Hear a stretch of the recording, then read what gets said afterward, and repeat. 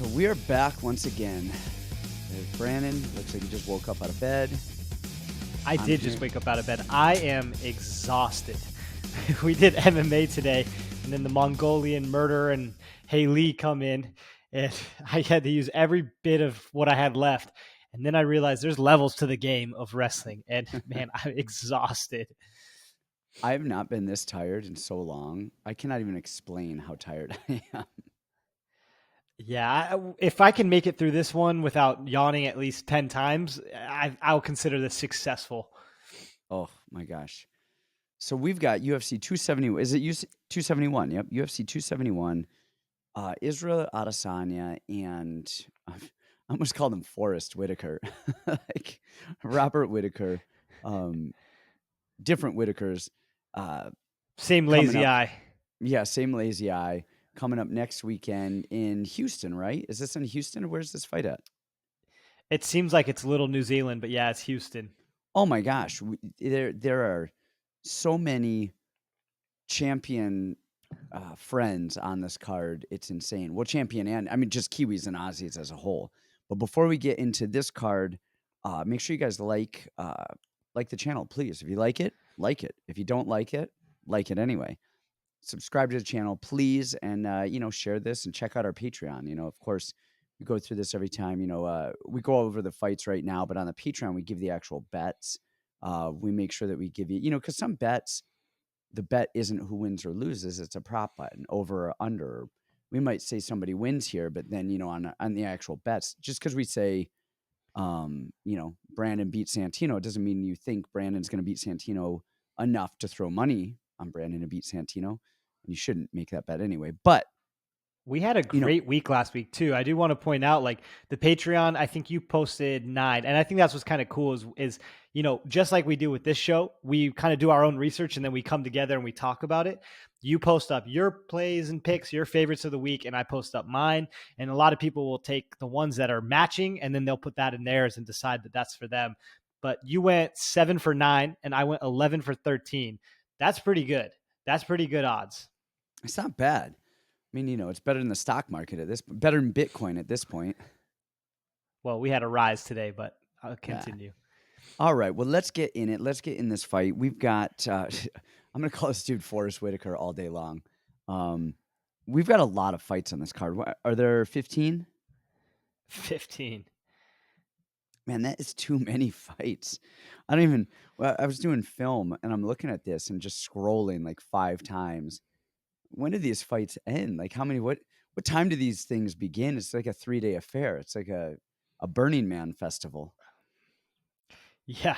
You wake up, there's fights, and then you go to bed, there's still going to be fights on. It's good for some people. Man, it's going to exhaust me. That's a long day. The day itself isn't even that bad. It's the tape for all of these fights. And then we had a lot of these guys on this card who you can't find tape. Like so I'm looking for Instagrams. I'm looking at, Google, Facebook, found some MySpace accounts from, 2004. I mean, I don't even know what's going on. Well, I do want to shout out our guy, Manpreet, our guy, Lock of the Night.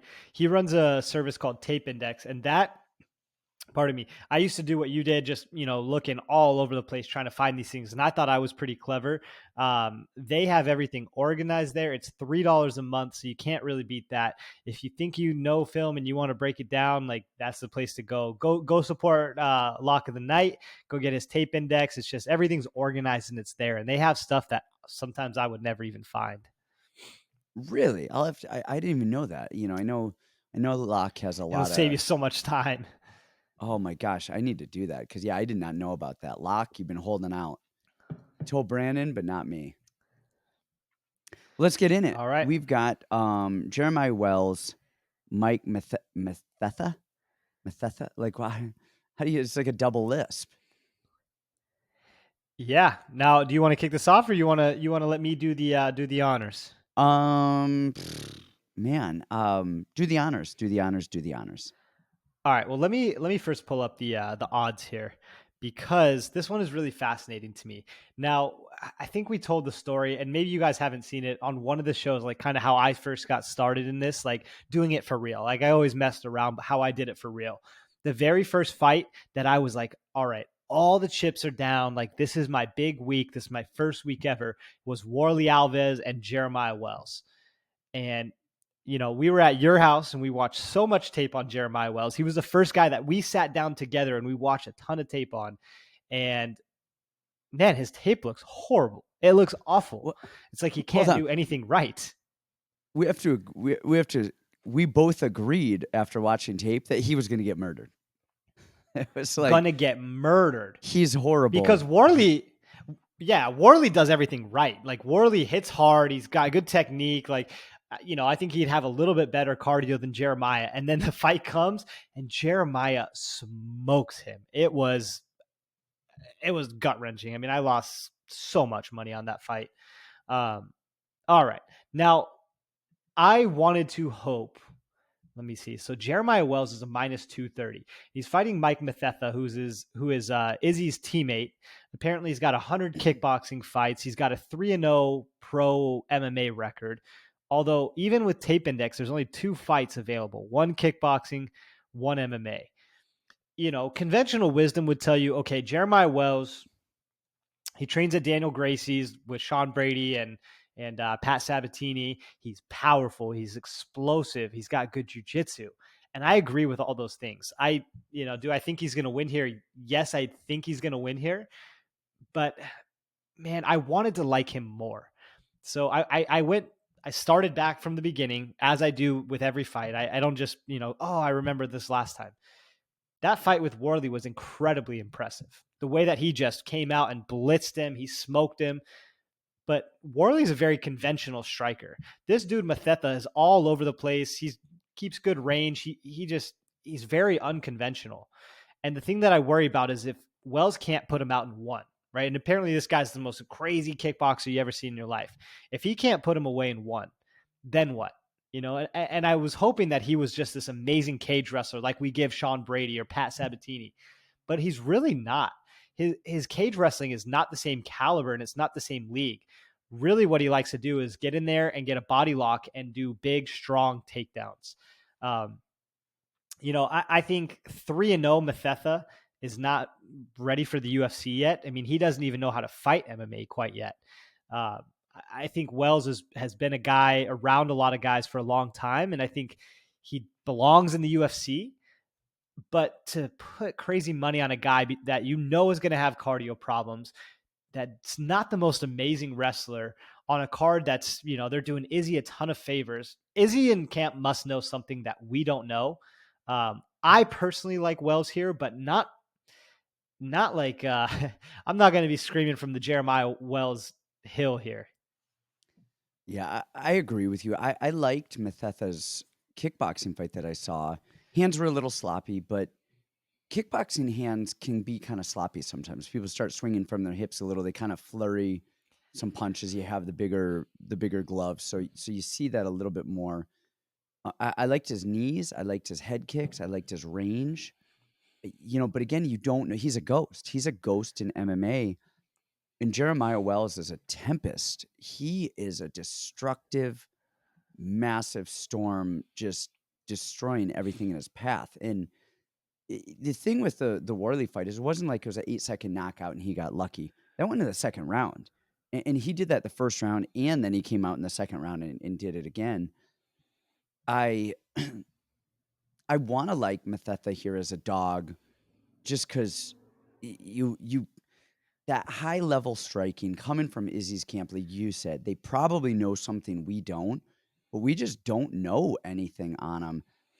If you want to bet this fight, I bet that it doesn't go the distance. I bet you that's the only thing that I like here is that it doesn't go the distance, because I think Mathetha is going to either – I think Jeremiah Wells with his crazy just blitzing is going to run right into something and get knocked out, or he is going to throw Mathetha down and just tornado him and blitz him and just end up finishing him. I don't think the fight goes the distance. And I think you just kind of watch it and see kind of how both these guys play out. I think that's the only bet here for me. Yeah, this should be a learning fight. And I agree with you. I think that doesn't go the distance. I mean, a guy with 3 fights, like, against a destroyer, like, Wells, that's my favorite bet here too honestly, like over the Wells bet straight up. I've seen so many people go, well, this is the only lock on the card. And I'm like, this goes against our betting Bible, right? We have a guy in our group that wants us to do the betting Bible for everything. But honestly, I think fight IQ is not incredible for Wells. Like he just swings He's everything. fight IQ. He's like he has an extra chromosome. He's like his eyes are too close together. Like this dude has no IQ. Well, what was really interesting about Wells to me is Paul Felder, right? Paul Felder is amazing in the commentary, and whenever he talks about Philadelphia guys, he is very complimentary. Like, you know, if you listen to him talk about Sean Brady, like I think there's some weirdness going on there between the two because he's in love with Sean Brady. But when he talked about Jeremiah Wells, he goes, whoa, I mean, this is toned down for how he usually is. And he just could not stop talking about how tired that Wells was going to get. So if he's been in the room with him and, you know, he said, oh, they fight, they don't spar. And he just knows a lot about him. He had the most polished version of what he actually felt about Jeremiah Wells. So I think Paul knows that he fades hard. I think Paul knows a lot about him. And this goes against the betting Bible, you know, fight IQ, cardio, cage wrestling. I think he's lacking all three of those for me to make a safe bet on this one.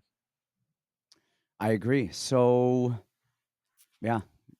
Learn that on being this said, one, I like guys. Wells. I don't know. Yeah, that being said, you know, I think it's so next fight on the card, we've got Douglas Silva de Andrade. And now I think he needs a couple more names in there because I don't think there's enough. Because I don't know, it could have been the Douglas Silva da Andrade or do Andrade. I mean, like the second or the third. Like, how many names do you need, Brazilians? Against Sergey Morozov. It's funny. I was actually talking with Locke about this one, and he was like, Morozov, that's my pick. And I was like, okay, let me look into him. And I was like, I'll be the judge of that, Locke. I'll tell you if it's a pick. Yeah, no, it's a lock. Like, man, just right off the bat, I like that fight, man. Andrade is just he's a short beast of a human. He's physically you know, we got William Knight later on the card. He is a 135-pound version of William Knight. He is as wide as a house, as He's short. poor man's John Lineker. Yeah, I mean, he really is. He loads everything up. I don't really know what he's good at. I think he's just a tough physical guy. He has a right overhand and a left overhand, and he's just big and strong. His cage wrestling is not great. He is really not a solid fighter right here. You know, and Morozov is solid. He's tough. His two most recent notable losses are against Evloev and Nurmagomedov. I mean, that is not and bad. he looked, And honestly, he looked great. he looked really good in that Nurmagomedov fight. You know, he really his striking is clean. He gets his strike. You know, he gets people really comfortable with his striking, and then he shoots underneath them. And man, I think he just absolutely drowns Andrade, kind of from start to finish. I don't think he finishes him. Andrade is just a tough, you know, Brazilian. I think the over here is a good bet as well. But I think Morozov for the win. And if you really want to squeeze it, you get the over 1.5. I think is an easy, safe bet as well to make it a little bit better. But I like Morozov for, you know, for a mile.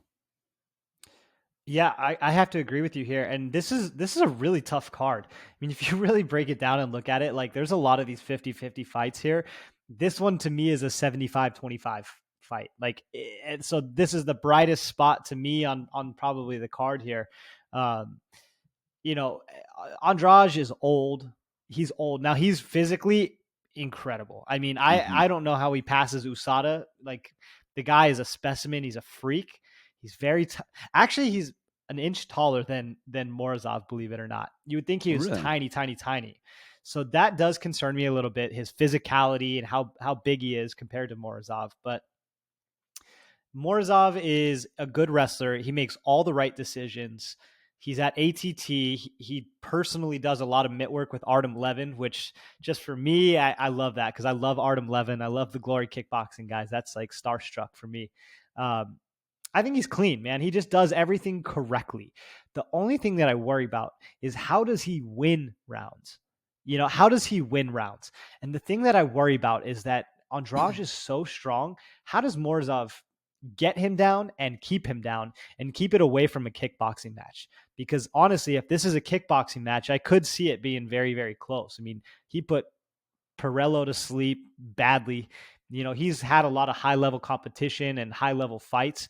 And I'm not as on Morozov striking as you are. He kind of keeps this little thing loaded up like in a weird way and not a ton of volume. He tends to look to wrestle. He's a senior level wrestler.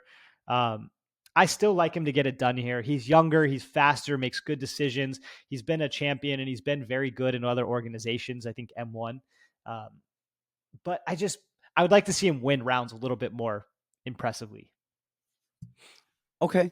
I'm not opposed to that, but I think he does know how to win, and I think we're going to see him get the win here. I think Andrade. I don't know that he really knows what type of a fighter he is. He's kind of okay wrestling. He's kind of okay striking. He's kind of okay on the ground. He's not really. It's not like he's a striker who really looks to keep the fight standing, or he's really a grappler who you can tell he's trying to do it. It almost looks like he's just hard sparring, like he's just in there going, and he's trying to hurt people, but he doesn't really have a rhyme or reason to it. And I think Morozov is a little bit more calculated and knows how to steal the round and knows who he is as a fighter. I I just think want it's to a see safe. Morozov get him down. Yep. I think it's a safe bet, and I think even if we don't see him get him down early, I think we start to see him get him down that second and the third round. Or I think we see him push him against a fence and hang on him a little bit and win a very boring dag decision. That would be great to me. That would be awesome. Yep. And then I mean, there's not too much to say about those. Next up, we have Jacob Malkoun and AJ Dobson. We're kind of flying through these because we said there's 15 fights on this card. We cannot spend 37 minutes on each fight on this card. Uh, I thought we I said can't do it. all we needed to say on those ones. I think we got it out. Yep, I think we did. We've got Jacob Malkoun and AJ Dobson, and Malkoun is another beneficiary of the main event here. But he's an Aussie, right? He's with Whittaker, not Izzy, right? Am I right on that one, or am I wrong? You might be right on that one. I think he is an Aussie and not a Kiwi. Oh, okay. Yeah, I guess you're right. I think so. So anyway, I don't know what the hell the difference is, but well, I'll tell you what the difference is. If he were a Kiwi, he'd be with Izzy, which means he would be a phenomenal striker, and we'd be questioning his ground game. But he's with Whittaker, I believe. Don't quote me on this, you guys. But he's a grappling Aussie. He's not really much of the striking Aussie. He's the one he got starched by, was it Phil Hawes? yeah. Yeah, in 18 seconds, boom, blitz down. There you go. He came back with Abdul Razak Hassan, and he just wrestled him single leg.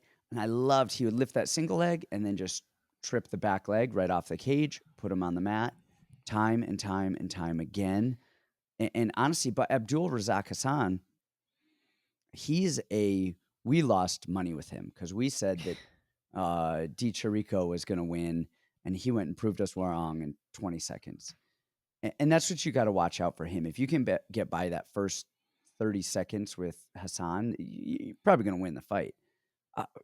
AJ Dobson reminds me a lot of Abdul Razak Hassan. But can wrestle. He can wrestle, but we don't know. I don't know how good his wrestling is. I don't know. I've seen that he wrestled a little bit in high school. They talk about him being like a drama and a theater kid in high school, and he wasn't really a fighter. And then he got in it, super calm, super cerebral. But man, when he fights, he is another tornado. This dude is just a wild, but we talked about Wells and we talked about Dobson. I don't think Dobson is as clean. I think he is just wild. And for that reason, I think we've already seen this fight play out with Abdul Razak Hassan. And I think Malkoun is just going to wrestle him. I think he's just going to wrestle him. And Malkoun's striking's not bad. When Malkoun throws offensively, he looks the part. He's clean. He fires ones and twos. He looks really good. when people fire back at him, all bets are off. His hands are up. He is flailing. He is reaching. He does not handle that striking pressure well. So I think he's probably one of those guys that is probably a better striker than we think, but he's just not comfortable striking when the lights are on and it matters. And so he goes to his wrestling. I think if he tries to keep it standing with Dobson, I think it's a very, very, very bad idea. But I think he's probably going to be more calm. I think he's going to find that entrance, and I think he's going to wear on Dobson. Now, that said, you mentioned earlier, this is a hard card. And if there's one fight on this card that I say avoid like the plague, this is actually the fight. And usually I have a line on a prop like, hey, the over, the under. This could be a 3-round decision, or it could be 30 seconds. We haven't seen enough of either of these fighters to intelligently decide. I mean, Dobson is a whirlwind. He's coming in fresh. All of his wins, I mean, are in the first minute that you can really find tape on. And Malkoun, we've seen him with Razak Hassan, and we saw him with Phil Hawes. I mean, kind of saw him with Phil Hawes. This is one I wouldn't touch it. I don't have a line on it. I think we've seen it. I think Malkoun wins a decision, and I could be 100% wrong. Yeah, according to our betting Bible, Malkoun would be the play here, right? I mean, fight IQ, trains with Whittaker. He's really, really smart. Oh, I got a little bruising right here. Oh, my whole head. I don't know if you guys can see. It's like cage scraped up. Oh, my gosh. If you guys understand I like that. cage wrestling. We're the nastiest cage wrestlers because we're not afraid to put our head right into that cage and just grind it. I'm afraid. My full forehead. Anyways, sorry. Back to the real stuff that you guys care about. So, yeah, I mean, Malkoun technically fits the betting Bible, right? He's got the fight IQ. I actually think his boxing is really clean. It's really solid. It's basic. It's just clean boxing. His wrestling is fine. He's just an average. He's kind of an average guy. Nothing that pops off the page. Nothing you'd be like, wow, this dude is just, he's the next champion. Now, AJ Dobson, man, he's a puzzle. Just like you said, we don't have much film on him. Very interesting kid. He's like a power lifter and a fake wrestler and a drama kid. Like, there's so many layers to this AJ Dobson kid. Now, the thing that I think that the UFC is doing here is they tend to like to bring in Malkoun to be the quick one. Like, they saw what happened to Phil, with Phil Hawes, and they needed some excitement with Abdul Razak Al Hassan, who's similar, right? First round, crazy power. And they were expecting a quick knockout. Las Vegas predicted it. He was like a plus 500. That was the easiest one for me to call ever, was Malkoun over Abdul Razak Al Hassan. I think the UFC is doing it again here. I think they're expecting crazy AJ Dobson to come out and blitz him and put him to sleep. They think his chin is questionable or whatever. I kind of think AJ does it. And I don't know why. There's no rhyme or reason. There's no analytics or tape that I've watched that's making me feel that way. Because really also the other situation I could see happen is AJ blows his wad in 2 minutes and then Malkoun takes him down and wins the rest of the fight. But I just feel like AJ is athletic enough to stop a takedown, and Malkoun's going to find himself in some trouble. He's going to get hit with some of these bombs. And I think this AJ Dobson star is going to start to build just a little bit.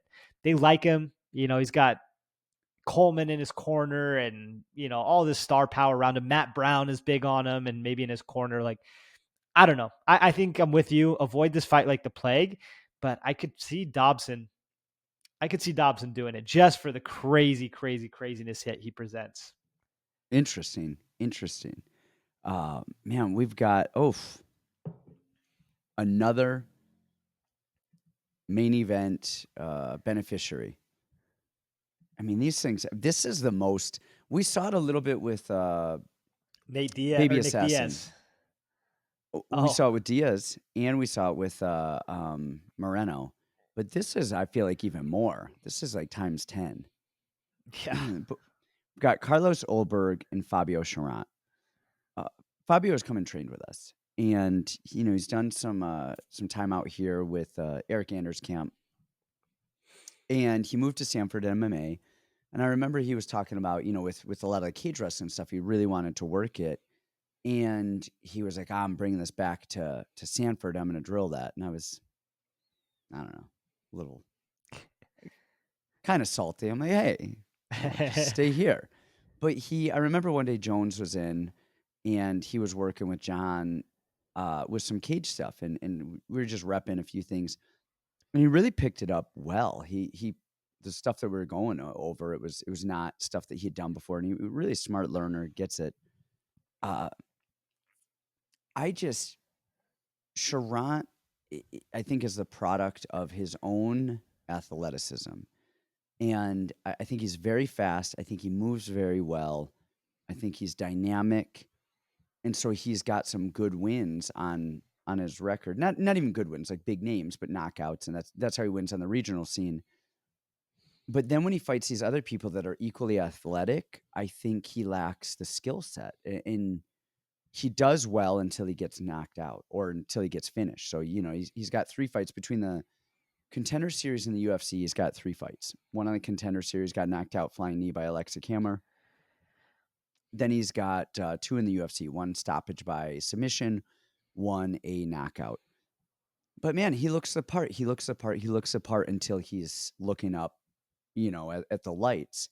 And I just don't know that the amount of time that he has at Sanford is gonna be enough time to switch that. On the other side, you've got Ulberg, who his striking is amazing. I really, really, really like his striking. He throws everything strong, and powerful. He Homer Simpsoned himself in his debut, and he beat who was it? I'm looking now. Who was it? Kennedy and Chekowuku. I don't even know how to say that. Kennedy knocked him out. Yeah, but no. He beat Kennedy every which way you could beat a human. And just Kennedy, that was the best example of a Homer Simpson situation we've ever seen. No, actually the second best. The best is Leo Santos and Clay Guida. He just beat him in I think a little bit between adrenaline. I think a little bit between regulation, just regulating himself. I really, really like Ulberg here. I don't know that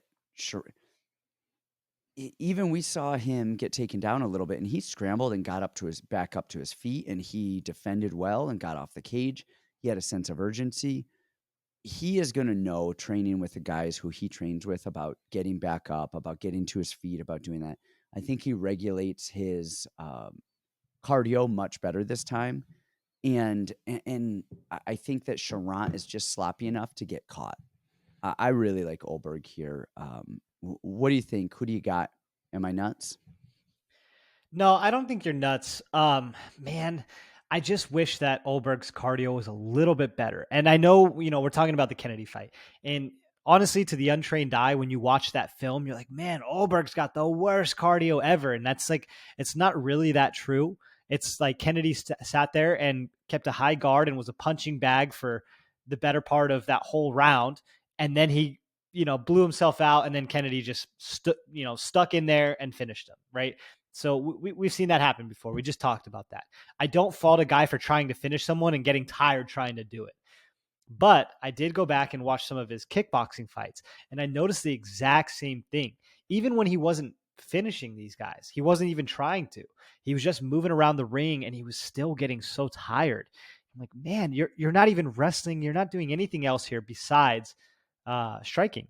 Even in his Contender Series fight when he won, he just looked a little bit tired. And listen, I know Fabio so well. I actually told you about Fabio before we started anything, before he was in the UFC, like long time ago when he main evented LFA against Myron Dennis. I said, hey, I think Fabio's going to win this fight, weirdly enough. And the thing that really impressed me about Fabio in that fight was he went 5 rounds. Composure. He beat a veteran in a 5-round fight. Was super impressive. I think it was a 5-round fight. Let me see. Yeah, that LFA light heavyweight championship 5-round fight. Now, as far as his technical skills, kind of like you said, I think he was a Joe Lozon guy. And that connection never made sense to me because Joe Lozon is a very good grappler and a very smart guy. Fabio Cherant constantly. And I think he's got a few guillotine wins and rear naked chokes and like some stuff on his record. He's always dropping for guillotines.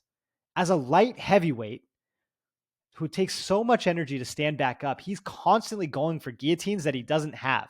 His grappling is just, to me, it is some of the worst MMA grappling that I've seen because he makes such bad decisions for how big he is.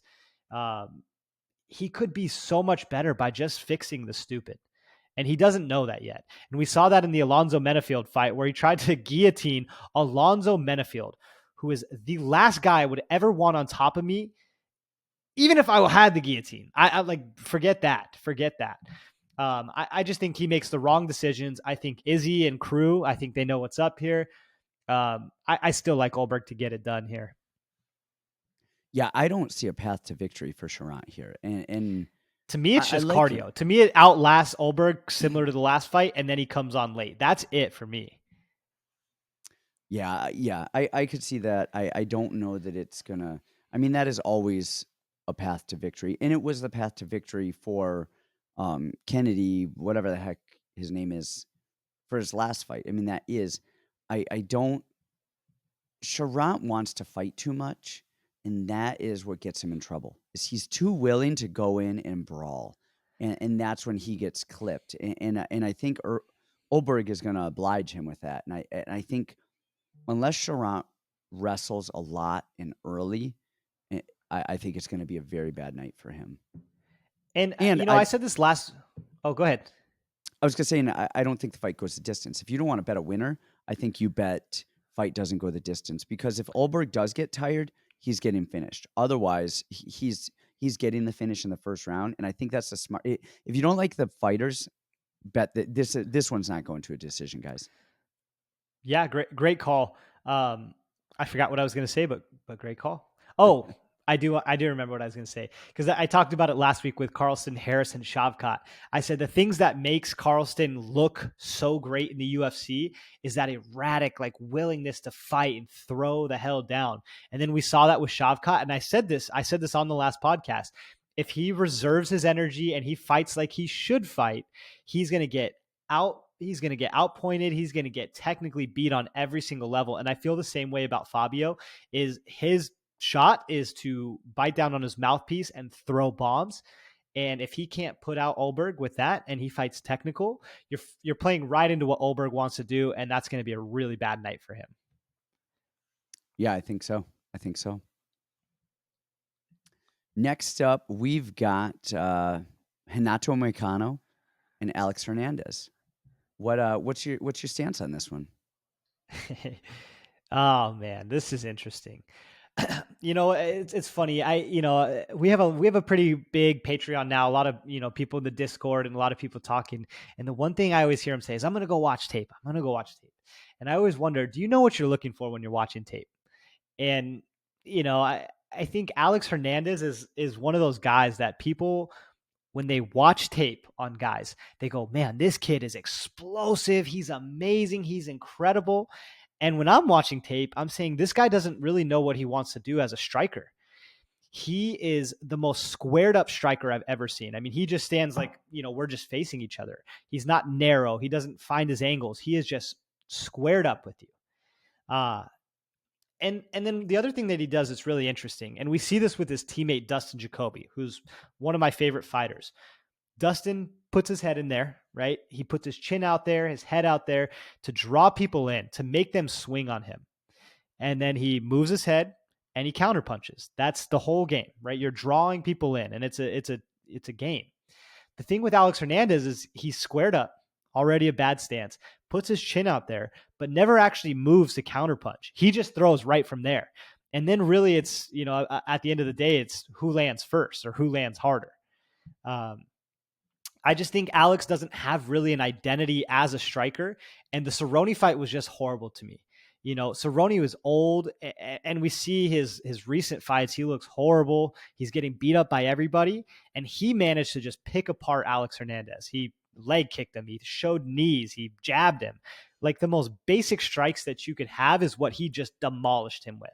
I actually think Moicano is a very solid, fundamentally sound striker. I wish his wrestling was better. There would be a way better path to victory for me. But, barring a round one bomb from Alex Hernandez, over the top, because Moicano is known to get hit and he is a little bit chinny. If this goes 3 rounds or 2 rounds, I just see Moicano picking him apart. I think he's technically better almost everywhere.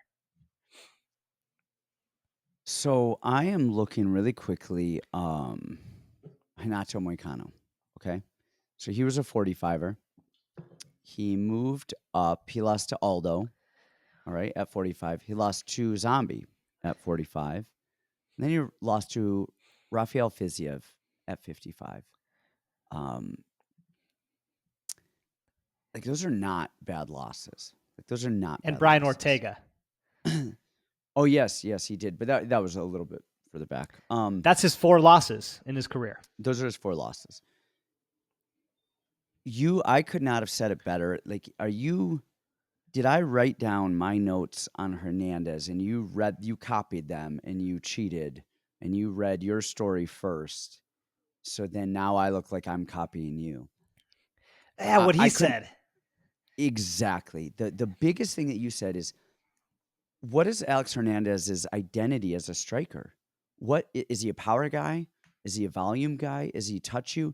Is he a TJ Dillashaw, switching stances, hands high? Is he a Bing Ludwig guy?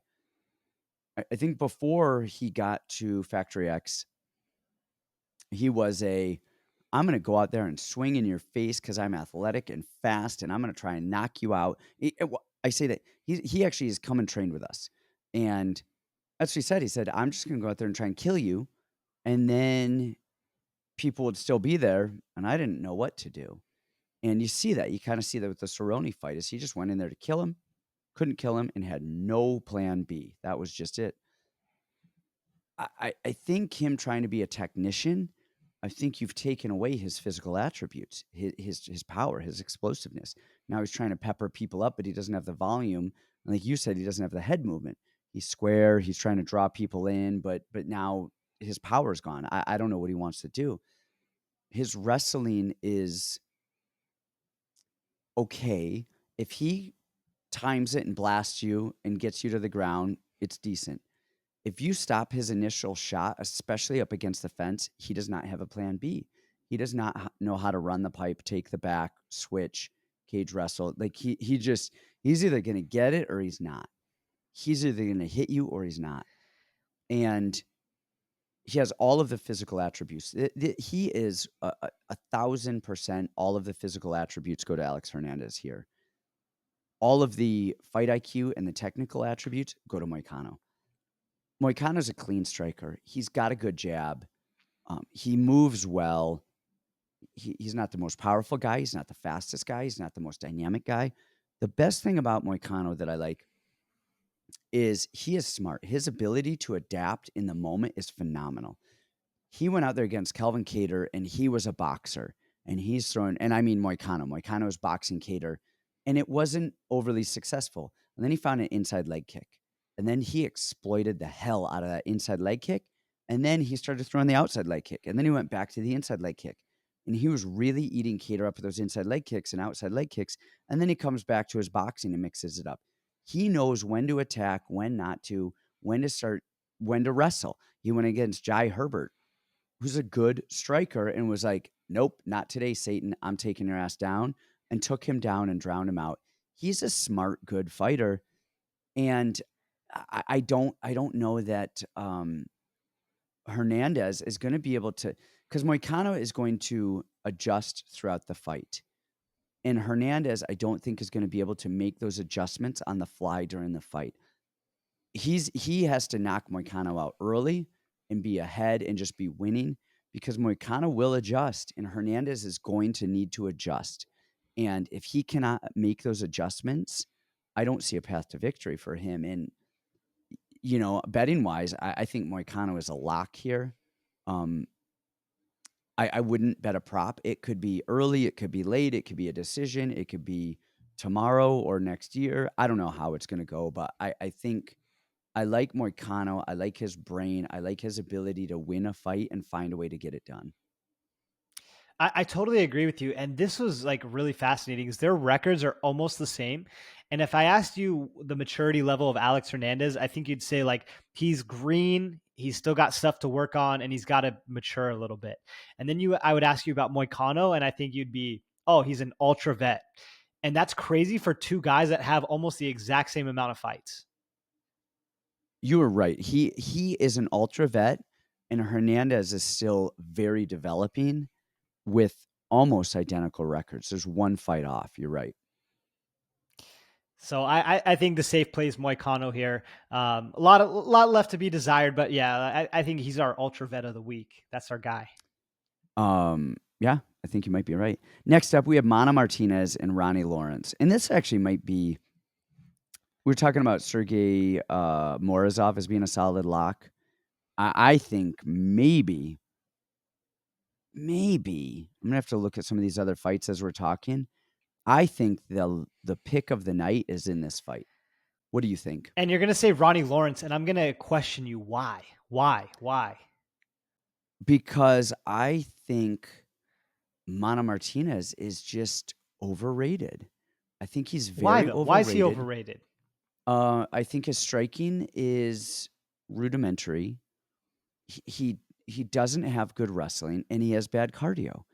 And the other thing is that his longtime trainer, Saul Solis, passed away, and we don't know what type of training is going on there with Adrian Yanez and those guys down in that block. And Yanez is phenomenal, and I think Yanez has such phenomenal striking, and I think that people look at Mana Martinez as a product, basically, as Adrian Yanez, and I think he doesn't have the wrestling or the cardio. And Ronnie Lawrence, his striking's not world beater, but he moves in and out a lot, and he's very unorthodox. His wrestling is above average and pretty good, pretty relentless, and he has the cardio. If we're talking about Bible here, fight IQ, cardio, wrestling, all of those things go to Ronnie Lawrence.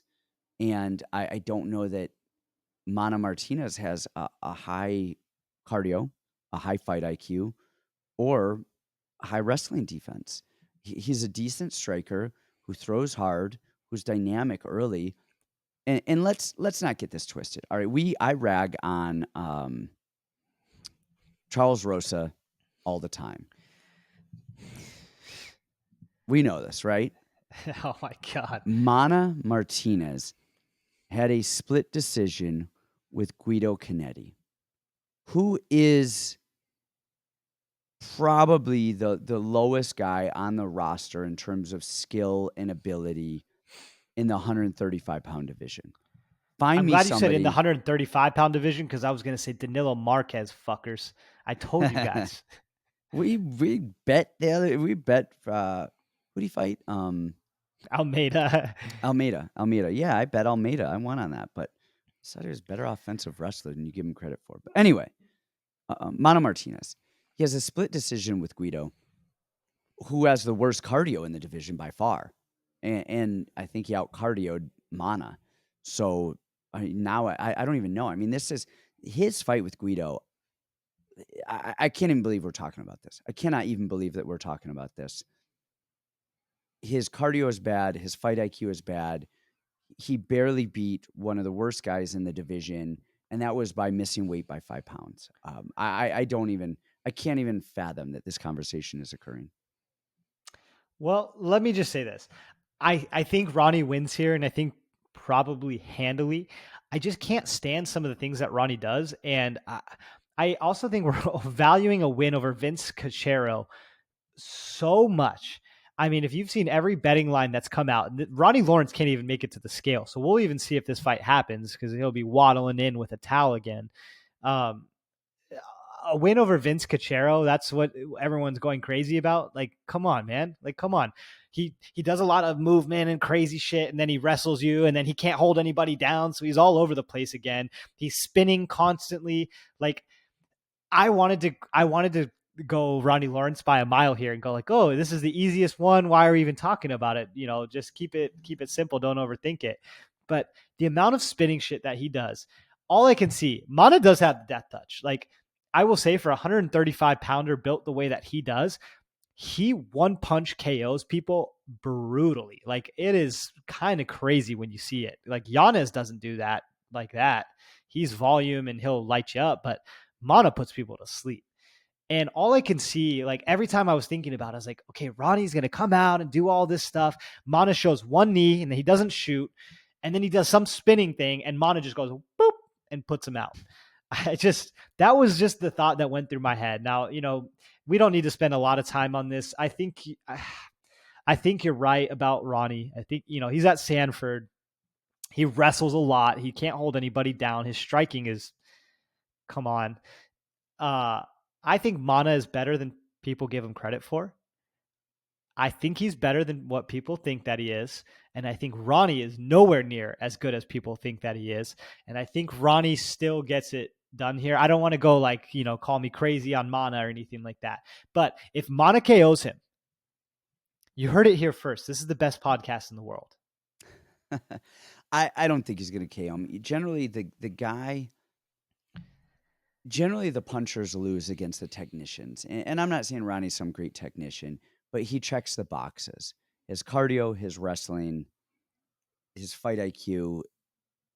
And his fight IQ isn't phenomenal. And so don't get me wrong, but what he does is he's in and out and he's light on his feet and he moves a lot. And then he gets people chasing him and he goes under it. So he knows what he's good at.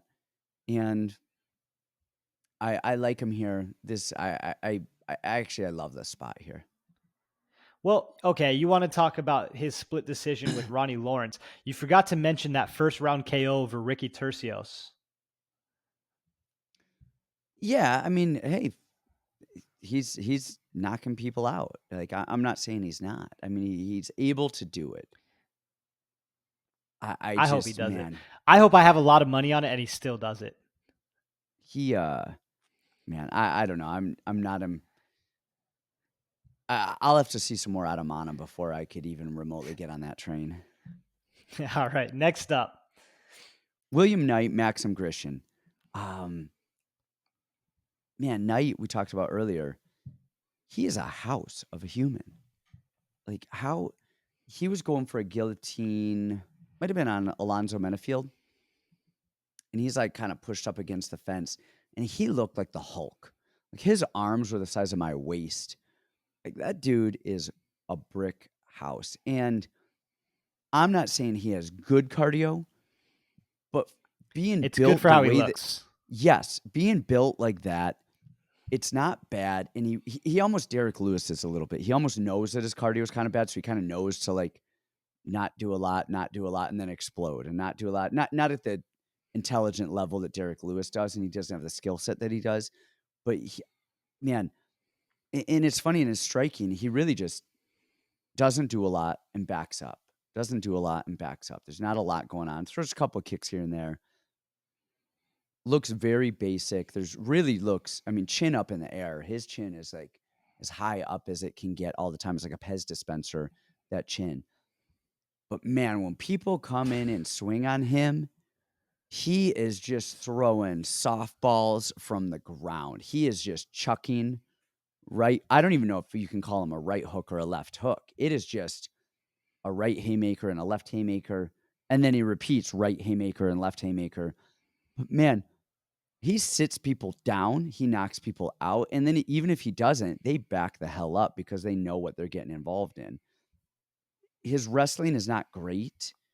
It's decent, but his jiu-jitsu is actually really solid. He moves well on the ground. He's fast. He attacks the back.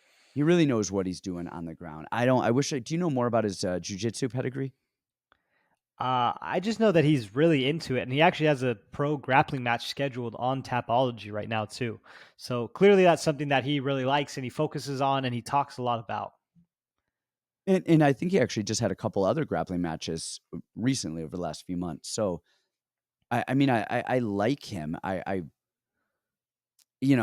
like him for as bad as he is and as weird as he is. Like, I just like watching him fight. I want to see him do well. I want to see him win. On the other side of that, we have Maxim Grishin. And man, Maxim is solid. He's old. He's 37 or 38. 39, 38. He's slow. He's stiff. He's just a big, awkward dude, but he's 6'3". He's got a great jab. He pieced up your boy, Jacoby. I mean, He did, and it's really sad. Somebody told me that he beat him, and I said, no, he didn't. I see the record. And then I watched the fight, and I said, ooh, it was close. man, he looked good in that fight. He's coming over. He was over at PFL for a long time, and I know Maxim because our guy Jordan Johnson fought him in the PFL. But Maxim, he uses his range well. He's not a great offensive wrestler, but he's a pretty good defensive wrestler. And what he does really well is when he gets taken down, he pops right back up. He scoots the cage, pops back up, and especially for as big of a guy as he is, he really is really agile on the ground at getting back up. I really see a one-sided decision here from Maxim. Maybe he could finish him. I don't know. I mean, you never know with some stuff like that. It wouldn't be crazy. I wouldn't bet the prop. I think Maxim uses his range and in his fight IQ, and I think he keeps the distance. I think Knight is probably going to try and get him to the ground, wrestle him early. And honestly, I think that's just going to tire Knight out and make it easier for Maxim to just stick that jab, and then start working from there. Yeah, Maxim fights hard for 3 rounds. Like he fights hard. Honestly, for me, the only concern here is 2 things. It's just one is age, and 2, a big bomb over the top from Knight. But I mean, I just think Knight is so fundamentally horrible of a striker. I mean, he's awful. And sometimes that's what works. I mean, we just talked about that with Jeremiah Wells, right? He's just so crazy and all over the place. And AJ Dobson, I like Maxim here. I think this is actually a great spot. I think he's a decent enough wrestler to get him down. He got Jacoby down. Good range. He's strong as hell. I've been waiting for a chance to make some money betting against Knight. And unfortunately, last time we split it, and I actually did bet big on Alonzo Menafield, and I lost that one. But Alonzo is the biggest liability on earth with his cardio. So I think Maxim's the one to take it. He's got way better wins. He's huge. He can wrestle. He does a lot of good things. I think Maxim is the easy play here. Yep, I agree. I agree with you. I wouldn't take a prop, but just he's going to find a way to win. And next up, Alex Perez, Matt Schnell. This fight was supposed to happen like 500 times, 500 cards ago. And honestly, it kind of snuck up on me. I was like, oh, we're here again? I don't want to spend too much time on this because we already talked about it. Danger Schnell. Man, he's one of those guys. He's striking. I love his striking. He does all of the right stuff. And then he just won't let it go. He's so tentative. He just doesn't go in there to win a fight. He goes in there to like move and draw you in and he'll pick you apart. When he throws, man, he is good. Technically sound. He wins in most of the exchanges. Perez, I don't think has anywhere near the technical ability that Danger does standing. But I think he's just mean and fights, and he mixes his wrestling. And we said it before when we talked about it before. I see Perez winning this. Nothing has changed. Actually, something has changed. And I don't know what, but last time I remember looking, I think Perez was the biggest favorite on the card over Schnell.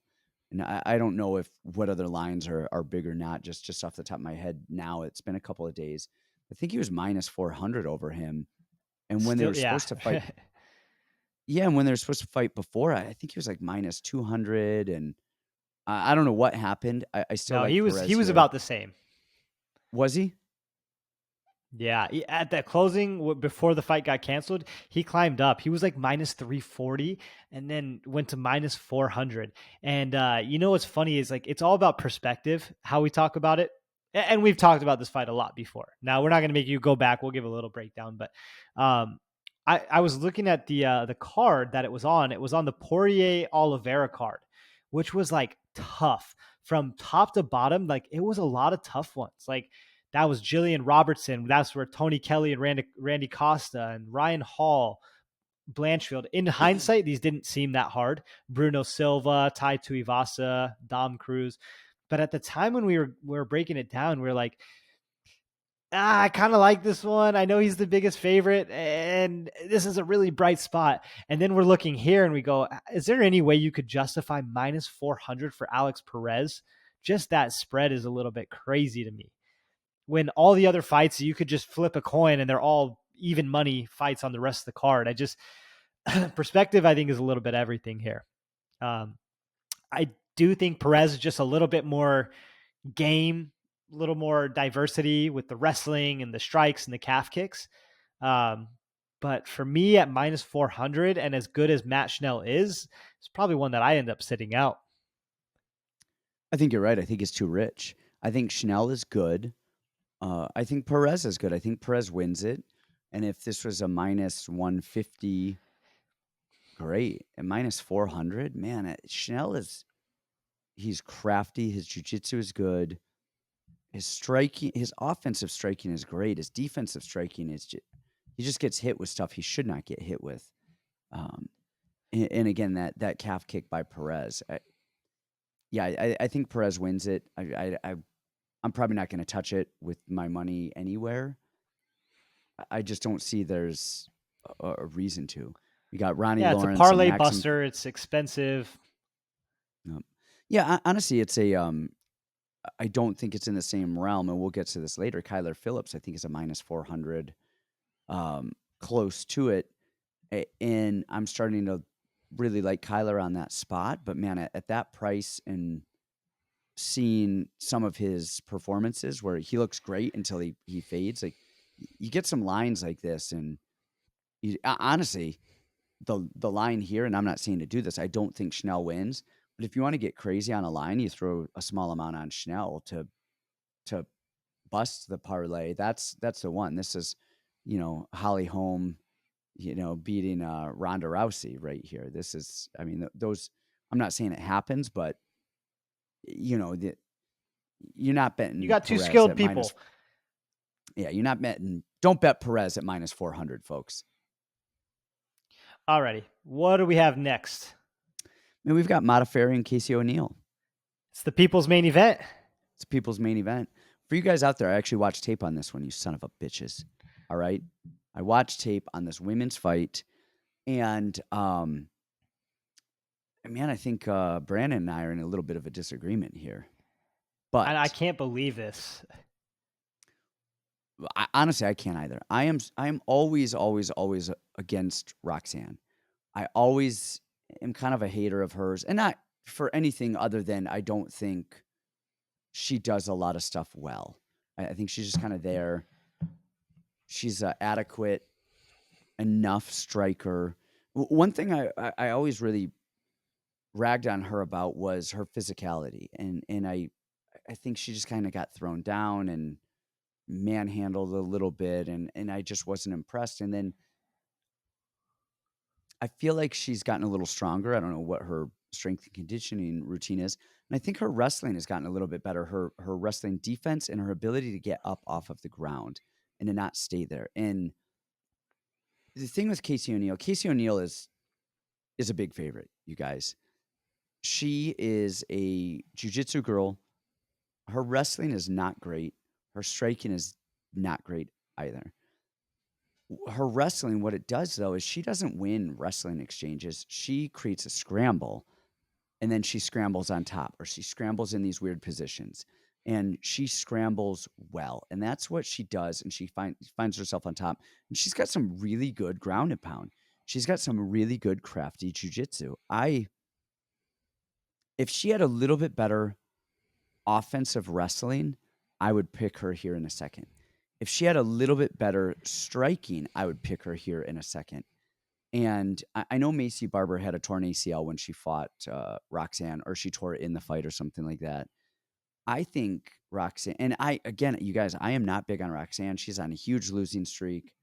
I honestly, I cannot believe that I am saying this. I just immediately when I saw the fight and I'm looking at O'Neill, like, she is gonna murder Roxanne. And then I started watching tape, and um, I think Roxanne is going to be crafty enough to not be on the bottom for too long, to stop a little bit of the takedowns, to win a lot of the striking exchanges. And I think she's just going to do enough to win in a really boring fashion. And I don't see O'Neal winning this. And you don't agree, but what do you know?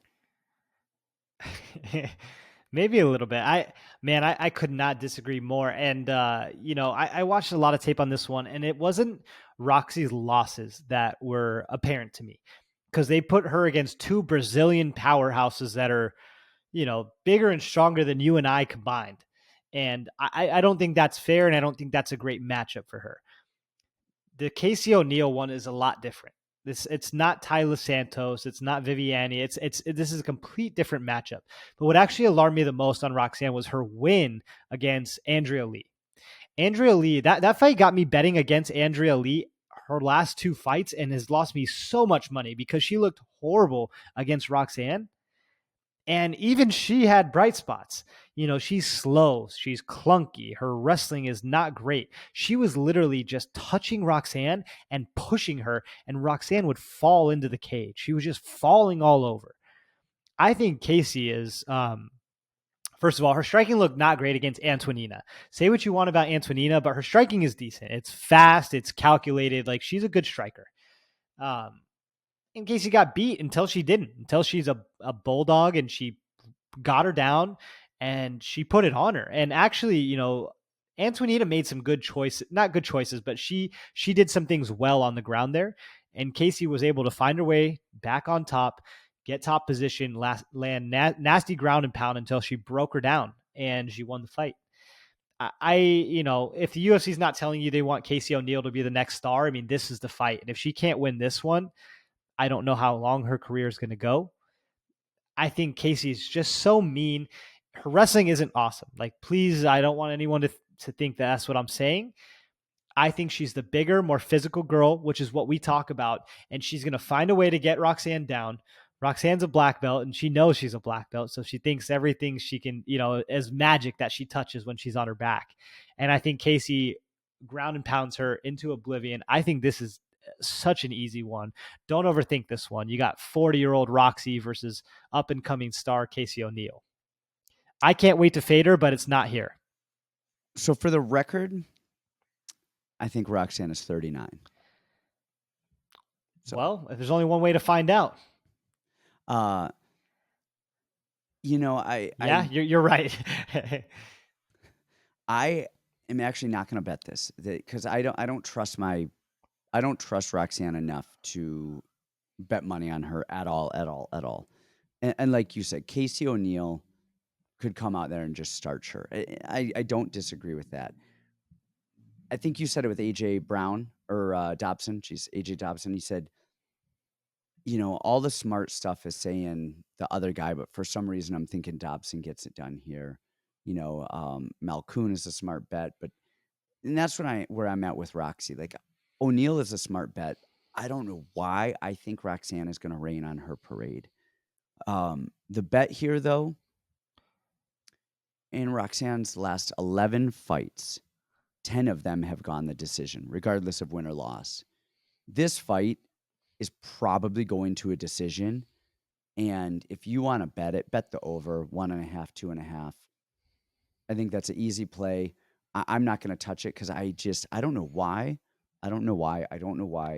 I think Roxanne is going to spoil O'Neal's parade. And even if she doesn't, even if O'Neal wins, it wouldn't surprise me if it's a very competitive fight where on paper, the UFC is expecting her to just starch Roxanne. And I could see a very competitive fight here. But I think the smart play is the over. Like I said, I don't know why. I don't know why. And I usually don't bet intuition. Like, I don't know. I mean, what's intuition? Why am I thinking that? I think the way that Roxanne fights is so boring and unimpressive, but I think that she is durable and I think she does enough stuff well to stop the onslaught of O'Neal. But again, I mean, I have spent way too many nights not sleeping, thinking about betting against Roxanne Modafferi. I have been through this. I already know better. I don't know what world I thought that, I had a bet on Tyler Santos, who was actually less of a favorite than Casey O'Neill is. If you think about it, that's kind of crazy. I spent all night thinking about it. I was not sleeping. I woke up early. I almost had one of my dreams that Roxanne was going to beat Tyla and beat Viviani and beat all these people, and it has never happened yet. I'm not going to waste another night of sleep. I think this one is very clean and easy. Got it. All right, man. I think we're getting close to main card here. We got Andrei Arlovski and Jared Vanderaa. I don't think this one deserves a lot of our time. I think Vanderaa is big. I think he's slow. I think he's clunky. I think Andrei Arlovski is big. I think he's clunky. I don't think he's quite as slow. I think he's smart in his old age. I think he jabs and moves his way to a kind of a one-sided, boring decision. Maybe picks up a stoppage, but I mean, Arlovski has figured out that he doesn't have a chin, and he's very defensive these days and very calculated in a very boring way. And I think that works out for him. And I don't think Vanderaa is going to be able to land something big or drag him down. Yeah, I agree with man, I agree with you.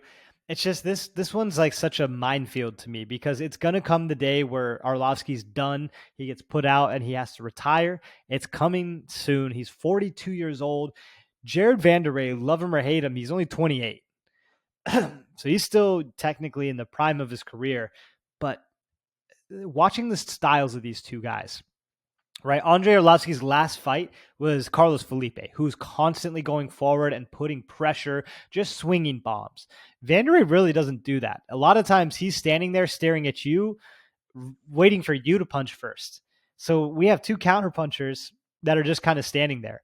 I think Arlovski is way faster. Actually, his striking is kind of coming along. It's pretty clean. The way he was rolling out of those punches from Philippe and moving his distance, everything he does is just ultra veteran written all over it. But man, 14 years difference is a lot. To me, if I gun to my head had to make a pick, I think Arlovski is just better everywhere. And I don't think Vanderaa pushes the kind of pace or pushes the fight to make Arlovski tired. So just for that reason, I would go Arlovski, but not my favorite fight to bet on. See, it's funny. So I think Arlovski's striking is phenomenal. I always have. I guess my point, what I was saying earlier, he doesn't take the risks that he used to. He used to go in there and swing and try and knock you out, but that is what got him knocked out. So he has figured that out, and he does not go in there for those big knockouts anymore because risk reward. He knows that for him searching for that knockout, that puts his chin that much closer to getting touched and he gets knocked out. Well, let's look at his last few fights, all right? Since 19, could actually go back even further. And let's go back a ways. Through a lot of his losses.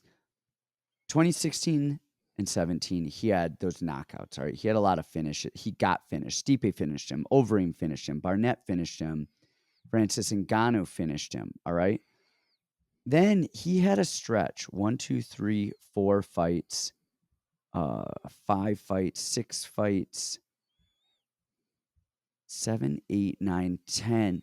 10 of his last 12 fights have gone the distance, all right? The 2 fights that haven't, those are even with losses. He had a decision loss to Tai Tuivasa. I'm not counting the Walt Harris fight, but then Sakai decision, Ben Rothwell decision. The 2 people who knocked him out were Rosenstruck and Aspinall, and those are dynamic, explosive, big heavyweights. I mean, Vanderaa is not that guy. He's not that big, explosive. I mean, he's big, but he is not that explosive, rip your head off heavyweight. He's there, and he does not. His output is not high. He doesn't push the pace. He's not in there. He's not super fast. I think Arlovski picks him apart in a somewhat uneventful affair, and I'm kind of confident on that one. Like I like that play, and I really don't see it going another way. All right, fair enough. Now, the next one Um, I cannot wait to see. We got Nasrat-Haqparast and Bobby Green. Go for it. Who are you texting over there? I'm looking at the card. All right. This is actually one of the few I did not do a ton of tape study on. There's a lot of these matchups here that are the old guy versus the young guy. You got Bobby Green, who's the old veteran, versus Nasrat-Haqparast. I think this is going to be a stand-up striking affair. And man, I hate betting for or against Bobby Green because his style is so weird. You know, in my mind and in my hopes is that Nasrat overwhelms him with volume and good striking, and he's just so aggressive and clean. Got a great chin, but you never know with Bobby. I mean, Bobby is a really good striker, even as weird as he is. God, I hate to just keep saying like I wouldn't bet this one. I think the safest bet here is like over a round and a half. That's a great safe bet to me. You got two guys with good chins that don't get hit a ton. My heart's going to lean Nasrat, but I have no basis on that one because I didn't do enough tape or really any tape for this one. Man, I think Bobby Green is going to win this. I mean, his fight against Fiziev, God, that was impressive. I mean, that was unreal. He is rolling punches. He tit for tat, man. He was in there with Fiziev for 3 rounds, and we've seen what Fiziev does to people. Bobby Green has some of the best striking. I love it. He shoulder rolls. He's rocking stuff. He's rocking kicks. His distance management. He's a good wrestler. You know, more of a defensive wrestler, but he can offensively wrestle if he needs to. Man, I like Bobby Green everywhere.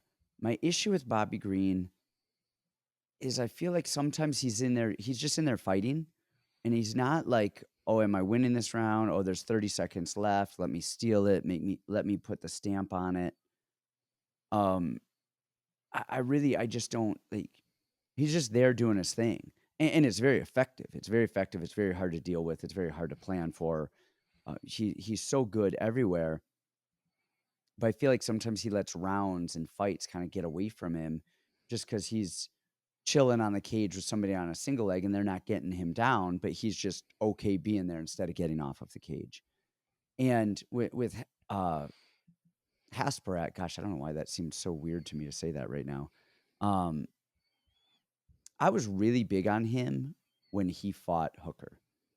I thought he was going to win that fight. I thought he was going to be able to kind of get in there and make it ugly and get the takedown if he wanted. And man, Hooker just proved me 110% wrong.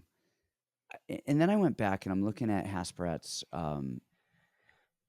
record.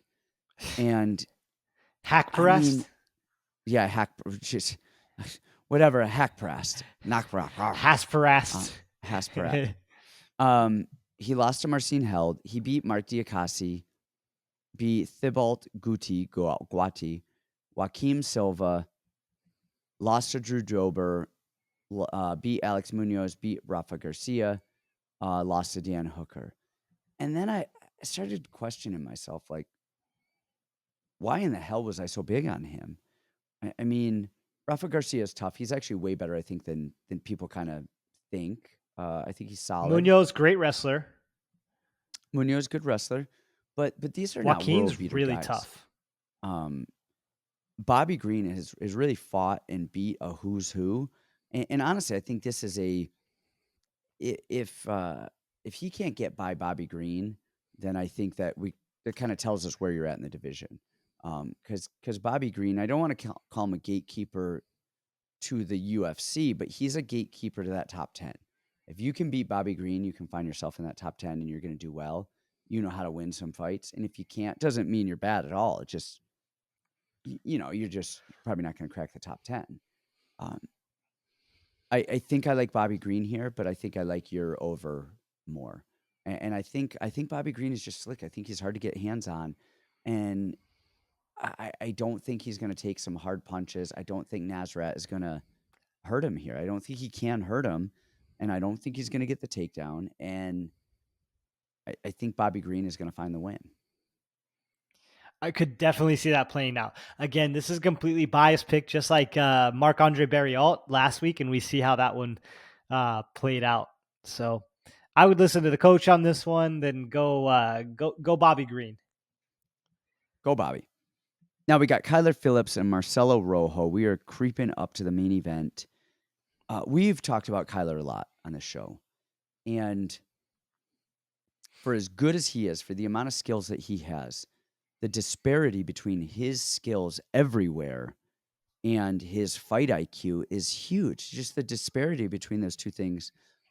He does so well and just goes in for the kill and just goes nuts. And then he really just has zero regulation of cardio and how to win a round and, how to regulate himself. It's just 100% go, go, go, go, go until the gas tank is freaking empty.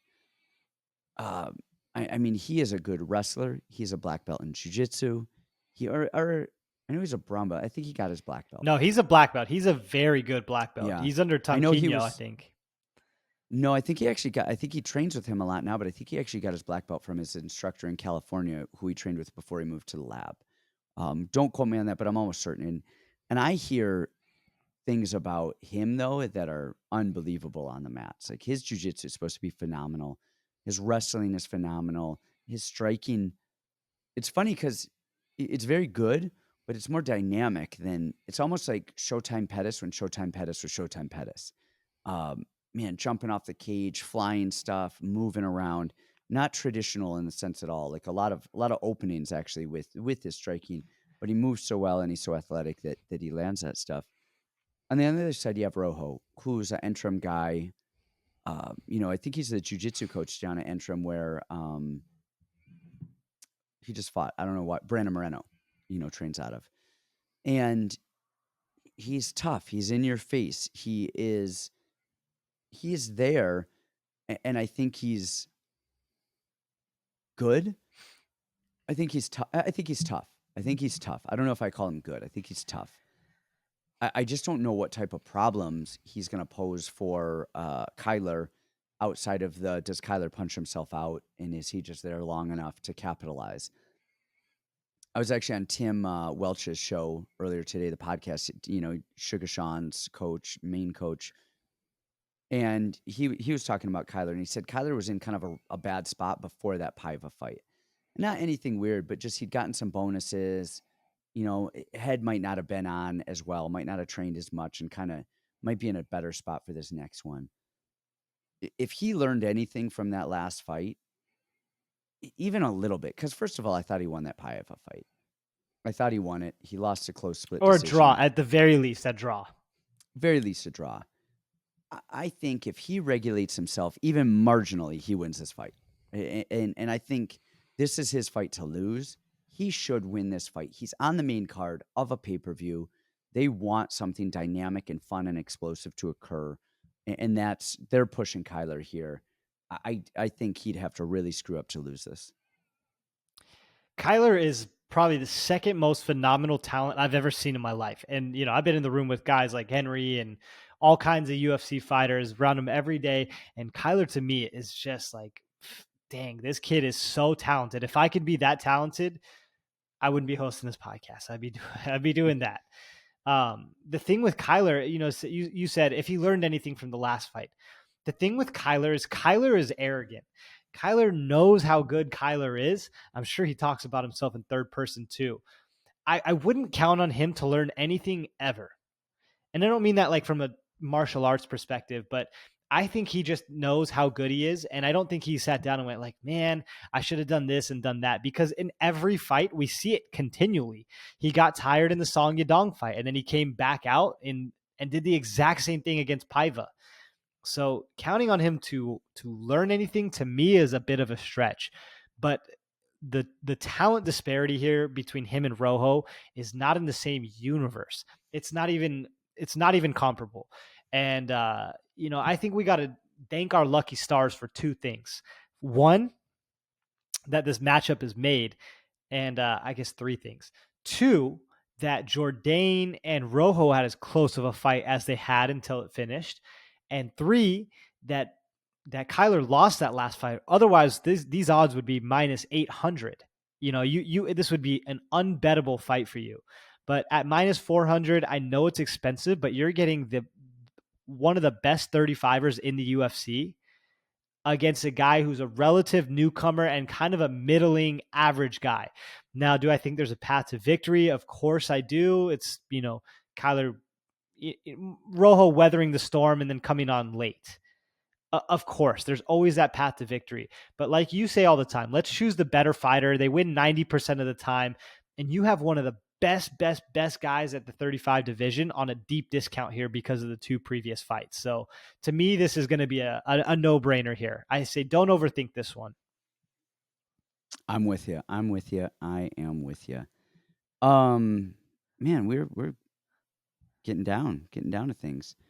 We got Cannonier and Brunson. Jared Cannonier, Derek Brunson. Let me hear your thoughts. Let me hear your thoughts on Brunson. Let me hear your thoughts on Cannonier. Well, let's start with this, just to point out, okay, let me pull up Brunson's record. I was trying to avoid this one all day because I'm like, man, it's two old guys. You got two old, what is AARP? You would know better than me. You got the AARP members here, okay? You got Blonde Brunson, whose last wins were over Darren Till, Kevin Holland, Edmund Shabazian. Okay, and then he also beat Ian Heinisch and Elias Theodoro. Is there anything in common about those guys? Strikers who can't wrestle. I mean, yeah, it's pretty simple. That to me is a pretty simple recipe. Every person that he's faced is a guy that can't wrestle. And then he goes out and he wrestles him like he should do. And he does enough to not get rocked and put to sleep. And now the UFC is like, man, this guy is on a crazy streak. He's incredible. I think Cannonier is so freaking good, man. He started at heavyweight, went down to light heavyweight. He beat Kutalaba. Hold on, let me pull up his record. He beat guys that should beat him. He was kind of a middling guy for a long time. He lost to Jan, he lost to Dom Reyes, and then he beat David Branch, Anderson Silva, Jack Hermanson. He lost to Whittaker, and then came back and beat Kelvin Gastelum. That to me is just incredible. He makes so many correct decisions. As soon as he's down, he's right back up. His jiu-jitsu's solid. He's got power. He's got great leg kicks. He's got great fight IQ. And his cardio is to me, it's crazy, his cardio.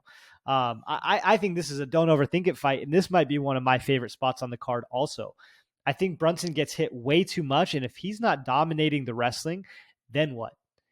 Weirdly enough, that Edmund Shabazian fight was a kind of a bad look for him to me. Like just how many times Edmund was able to get up, and he was only 22 at the time, and then kind of put it on Brunson for a minute until he finally just worked him down. So I think Cannonier has the better cardio, fight IQ, power, hips.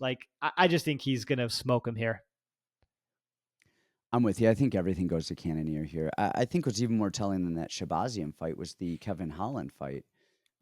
He took Holland down when he wanted to, but when they would start on the feet or if they got stood back up, it would be a very, very short amount of time. And Holland is not a big power puncher, and he was hurting him with jabs. He was just rocking. I'm over here. I had money on Brunson for this, and I'm just like, get him back to the mat, get him back to the mat, get him. He's up for 3 seconds, gets hit with a jab, and he's stumbling around like a drunk. And his chin is suspect. He kind of holds his chin really high too, and he just gets hit too much And Jared Cannonier is smart. He's mean as shit. He's composed. And I think I think he's strong. I think his ability to defend that shot is going to be enough to keep him standing for long enough to really hurt Brunson and force Brunson to shoot from ranges where he doesn't want to shoot. And I think that's going to make it easier to stop his shot. Like you said, don't overthink this one. I like Cannonier here for the spot a lot. Um, yeah, that's the end of that for me. All right. Well, then next up, it looks like we have the co-main event: Derrick Lewis and Tai Tuivasa. Tai Tuivasa. Tai Tuivasa. Well, go ahead, lead this one off because you told me where you're going on this one, and I'm actually really interested to hear why. Tuivasa is active. He moves well. He's light on his feet. His striking is solid. He's got a good chin for a heavy. You know, I mean, I say he has got a good chin, but you see him rocked a little bit. But I don't even mean that as a knock on his chin. Heavyweights rock each other. They hit harder, so he's pretty good. His wrestling or offense is actually not bad, but he's clean. He's clean everywhere. He makes all of the good decisions. I like Tuivasa, but he's fighting Derrick Lewis. And Derrick Lewis is big. He knows what he's good at, and he knows how to win. And Derrick Lewis does very little. He backs up. He keeps space when people crowd him. He throws that high kick. Sometimes he'll throw the right low kick into a left, like jumping high kick, and he backs people up. He keeps people away from him. And then what they're forced to do is they're forced to blitz in and exchange in hands. Because what you want to do with Derrick Lewis, you want to pick him apart. You want to throw from the outside. You want to kind of find him, or you want to grab him, kind of wrestle him, hope you can tire him out. But you can't get a hold of him because he kicks and keeps you at bay. But then you decide to either shoot, you decide to throw overhand, you decide to blitz, you decide to come in, and then you've got to handle Derrick Lewis's hands. And I think he does such a good job of keeping people at bay until he's ready to fight them, and he fights his fight. If he does get taken down, I've never in my life seen. I had my first fight in 2000. I have been in this sport for 22 years, and that dude will sit there side mounted with another heavyweight on top of him, or mounted. I think Alexei Olenek might have even mounted him. All right, and Alexei's a really good jiu-jitsu guy from on top. And look at Blagoy. I think it was Blagoy Ivanov. He got him down a few times too, and Derrick Lewis just sits there, and then Undertaker just stands up, doesn't even like go to a knee, just like is upright like a freaking vampire out of a coffin, and the dude is just upright. Stop him, you can't. The dude is just upright, and he's lost some fights to those big power punchers before, and tall guys. Cyril Gane is tall, can pick him apart from the outside. Tai Tuivasa is short, which means he's got to come in. It's going to be a hard entrance in there. And when you're in there, now you got to fight Derrick Lewis. And then how do you hurt Derrick Lewis? I mean, his head is a size. It has its own gravitational pull. His head has its own orbit. This dude, he's really hard to hurt. I mean, where is it volume? Does Tuivasa just volume him and out and win a decision, pepper and go? Like I don't know Tuivasa's path to victory here, given his frame, his skill set, and where he's at. He's not like some blast doubling wrestler who can take him down. And even that, we saw that with Curtis Blades. He's not a tall guy who can stick and move. He's shorter. He's pretty fast. He moves well. He does all this stuff well. But how does he beat Derrick Lewis? Well, the answer to that question is very simple. Now, first, you did say that Tai Tuivasa is very short. He's 6'2". He's listed as an inch shorter than Derrick Lewis, so it's not like he's a small, tiny little guy. No, I don't mean he's small, but he's not a 6'4", 6'5" guy that's going to have a lot of range on Derrick Lewis. He's shorter than Lewis, which means it's going to be a harder entrance. to get in versus a Volkov who's 6'7", who can stick on the Totally outside and move. understand.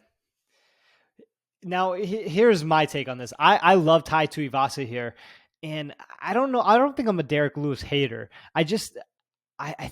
Man, it's like, I don't know. I could see where you were coming from in that last fight with Dawkins, because I see Dawkins leave so many openings, and you and I, from 2 minutes of film, knew that day was coming sooner or later when he was just going to get put to sleep. And there you go. You got put to sleep. But the thing that I really like about Tai is a couple of things. So first, he always keeps that high guard.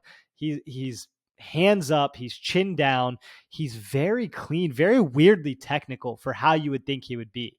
He chooses his spot, great leg kicks, great jabs. He sets things up, he sees things. I think he's a very technical, beautiful heavyweight striker.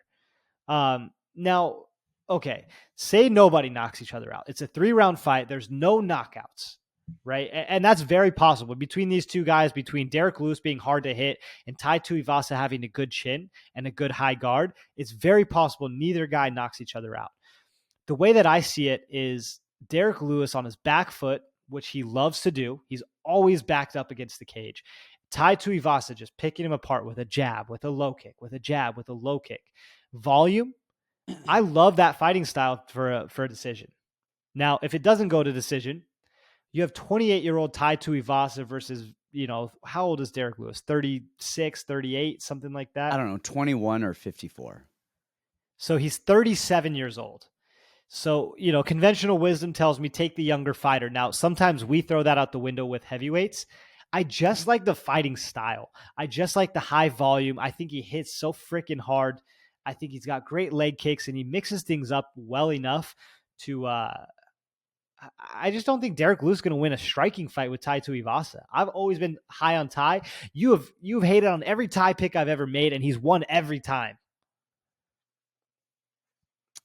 I mean, I was with you with Greg Hardy. I was alone on that one. So weird. No, I thought he was going to beat Hardy. I mean, I'm looking at his record now. He does, man. He's got good wins. I like him. I like him. Just not against Derrick Lewis. I think only the top few guys are going to beat Derrick Lewis until Derrick Lewis just slides off. And maybe this is a fight where Derrick Lewis just slides off. Maybe it is. I don't. I think so, but it honestly, like, guys, if you hear us splitting it, and we've both watched a lot of tape on this, maybe that's just a sign for you guys, like, hey, just enjoy this fight. Like, if we're not on the same page and lining up with your views too, maybe it's just like, hey, let's just sit out on this one. And we make good points for it, and we know what we're talking about. I like Tai a lot here, but that's how it goes. Well, we shall see.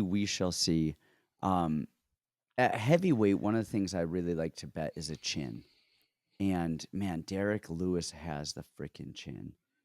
And not that Tai doesn't. Don't get me wrong. It's just, I rarely do you really see Derrick Lewis really get hurt, and that's something to be said for. Now, again, once that chin goes, it goes. Maybe this is a fight where it goes. He never recovers from it. But man, it's main event time. It is main event time. If you haven't already, like our video, please share, subscribe, and check out our Patreon in the show notes. It's a lot of fun, guys. Lots of fun on that Patreon. So we got Israel Adesanya and Robert Whittaker. Izzy has been really dominant. I thought he looked so much improved in his last fight with Vettori. His wrestling defense was so improved. His ability to get back up was really improved. And honestly, he had some weird scrambles where he would get taken down and somehow flip-flop around and end up on top. His fight IQ is through the roof. On the other side of that, we have Whittaker, who, man, he glides in and out effortlessly. He's got a great jab.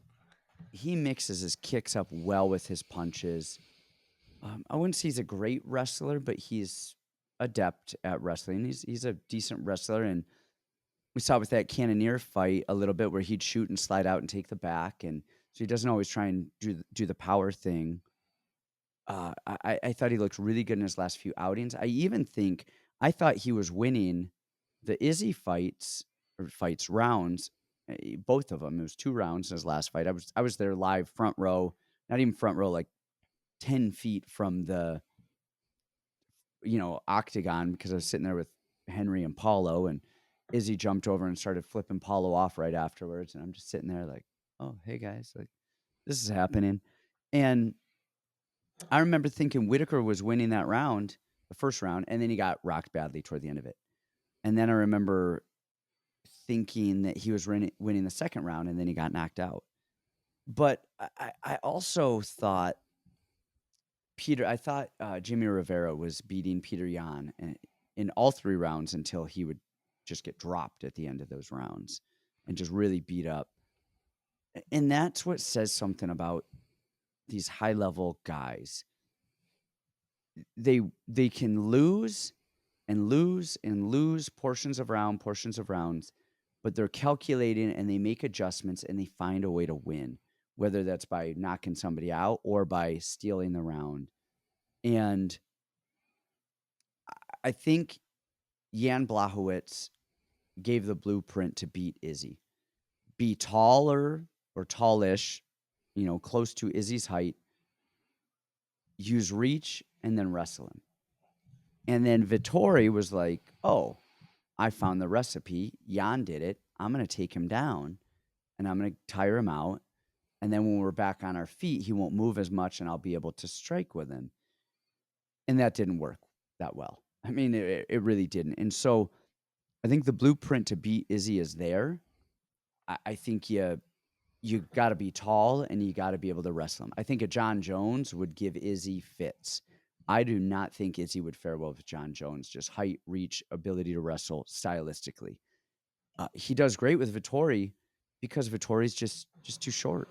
I think he doesn't have the same skill set that Whittaker has, but I think if Whittaker were a little bit taller, a little bit better wrestler, a little bit something more, he'd have a better shot here.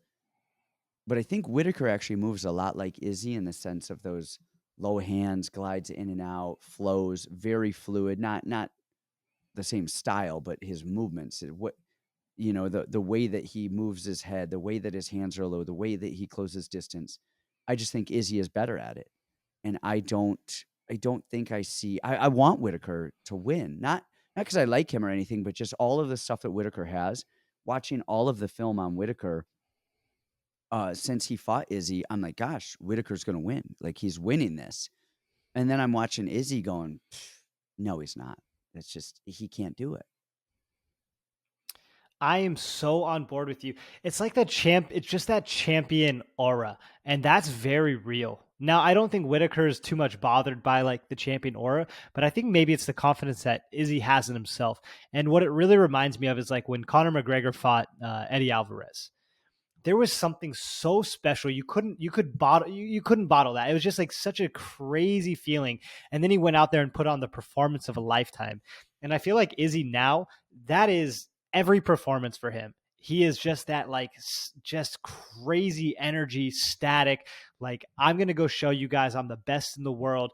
Every performance is a crazy championship performance. And he's already got a KO over Whittaker. I think Whittaker is phenomenal. He does so many things correctly. Like, he is so talented. He's beat so many good guys in fights like this where neither guy is going to get tired. Both guys make every correct decision, right? Izzy knows to stand up. He's not going to lay on his back. He knows to stand up. And these two guys are so finely tuned. I'm just going to choose the guy that is leagues and leagues and leagues above as a striker. I mean, Izzy has forgotten more things than I can ever know striking. And it's not like, he needs all these crazy techniques, but his setups are beautiful. He's doing everything with a purpose. Where I think Robert Whittaker a lot of times is reactive. He's snapping a jab, he'll throw a leg kick, and he just knows how to fight. I think Izzy is a tactician. I think he sets things up so well. Honestly, if Whittaker thinks that's the game plan, I could see Izzy timing a knee or timing front kicks or doing something that just puts Whittaker off. I think Izzy is so smart, championship aura. incredible striking. Even if he gets taken down, I think he's going to be right back up. To me, this is Izzy, and I like him a lot. I wouldn't never call him a lock or anything like that with two guys this talented, but I think this is Izzy by a fair margin. I really like Izzy, and I feel like Izzy's just getting better. I think he's just getting better and better. But honestly, I think his striking is getting better because I think he's more confident in his wrestling and his ability to stand back up. So, really what we saw with that Vettori fight is he's letting those kicks go more. He's letting those kicks go. He's firing those low kicks, firing those low kicks. Then you step out of range and he'll throw a high kick. And then it looks like he's firing a low kick and it's a knee. And then he marches that knee forward into a low kick or a high kick. And then you rush him and come into range and he's throwing hands at you and angling off. His shifting and his stance switches are some of the best ever. He did it He's with amazing. Paulo. He did it with Costa, and he would switch stances and crowd him and then throw that kick. And Paulo, and he was switching stance, staying on the opposite stance of Paulo, if I remember correctly, and just ripping his legs apart, ripping his legs apart. And Paulo never had a shot to throw on him because of Izzy's footwork. It was so much footwork. I don't know if Paulo landed a punch in that fight, a single strike. And, Vettori had a little bit of success wrestling early, but even that, every time he did, Izzy was either right back up or ended up on top. And he was just, it was a bull in a matador. I mean, Vettori was chasing him quite a bit, running into stuff. In those low kicks of Izzy, I think are going to be the real thing. Look what Cannonier did to Whittaker. I mean, he dropped right off the bat, threw a low kick, calf kick, boom, sat Whittaker down. And I think Izzy's going to do that times 10. And I think he's going to do outside leg kicks, inside leg kicks, framing those knees. And that traditional, almost Muay Thai march. You march in knees, teeps, and then you don't know, is it a right low kick or, oh, nope, he stepped forward. It's going to be a left knee. Oh, the right knee came up. Oh, nope, it's a left high kick. And I think the path to victory is to box Izzy and wrestle him. I just don't know if Whittaker has the boxing and the wrestling to do that.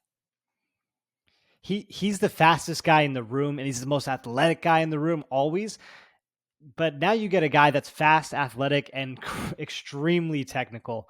And I agree with you that inside out movement is his big key. And he really doesn't keep his hands up. I mean, I think the way to get Izzy is maybe with good boxing, closing distance, trapping him, cutting him off.